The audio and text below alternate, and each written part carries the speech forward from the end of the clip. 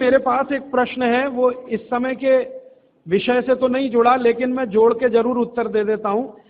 आजकल हमारे घरों में पेप्सी कोक से भी ज्यादा नूडल्स खाया जा रहा है।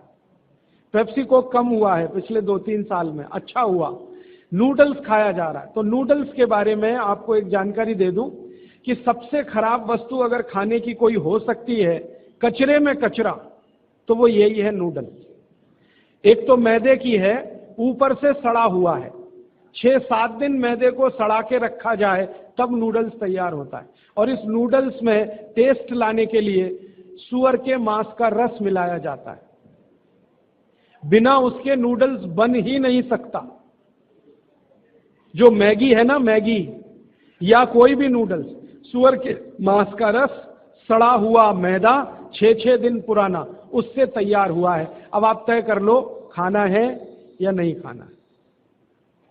एक प्रश्न है होती है, तो ये भी इनके क्वालिटी का बहुत बड़ा भ्रम है। लोगों को बहुत बड़ा भ्रम ये हो गया है कि विदेशी कंपनियों के माल में क्वालिटी ज्यादा है, इसलिए लोग उसे खरीदते हैं। मैं आपको कई विदेशी कंपनियों के माल की केमिकल एनालिसिस रिपोर्ट प्रस्तुत कर सकता हूं, जो हमने लेबोरेटरी चेक कराया, कोई क्वालिटी नहीं है उनके माल।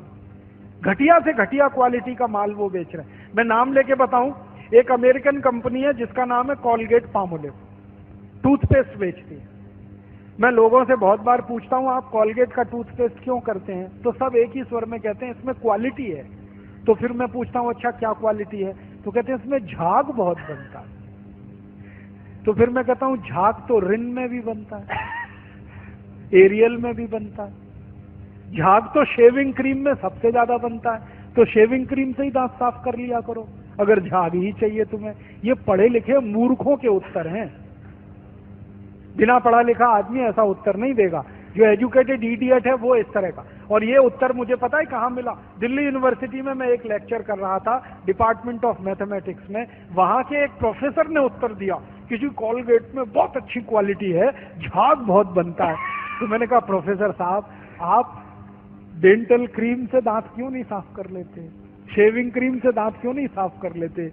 एरियल से दांत क्यों नहीं साफ कर लेते? सबसे ज्यादा झाग तो उसी में बनता है। तो एकदम चुप प्रोफेसर। फिर उसने मुझे कहा अच्छा आप ही बताइए क्वालिटी क्या होती है? मैंने कहा प्रोफेसर साहब, आप मैथमेटिक्स के प्रोफेसर होके अगर ये नहीं जानते कि क्वालिटी क्या होती है तो क्यों चिल्लाते हैं कि ये क्वालिटी होती है? जब मालूम ही नहीं है तो कहो ना हमको नहीं मालूम क्वालिटी क्या होती है, हम तो विज्ञापन देख के ये सामान खरीद लाते हैं।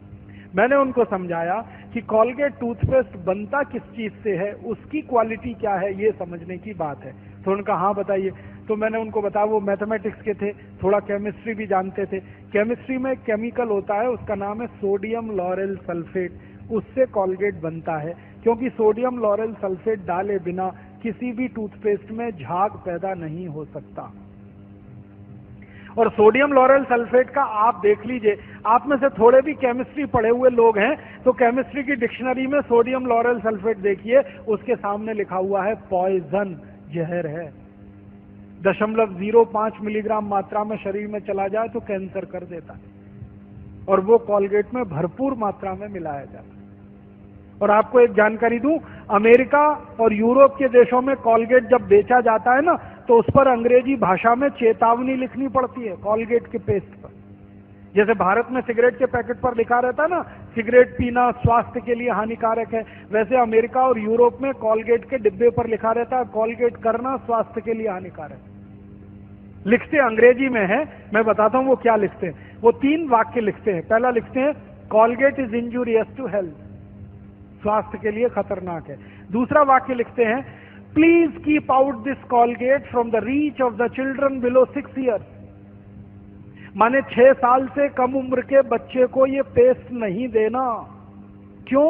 बच्चे चाट लेते हैं उसको और उसमें कैंसर करने वाला केमिकल है, इसलिए कहते हैं बच्चों को नहीं देना ये टूथपेस्ट। फिर आगे के सेंटेंस में लिखते हैं in case of accidental injection please contact immediately poison control centre. माने गलती से किसी बच्चे ने कॉलगेट कर लिया तो तुरंत हॉस्पिटल लेके जाना उसको, इतना खतरनाक है। और तीसरा सेंटेंस लिखते हैं if you are a adult then take the paste on your brush only in pea size.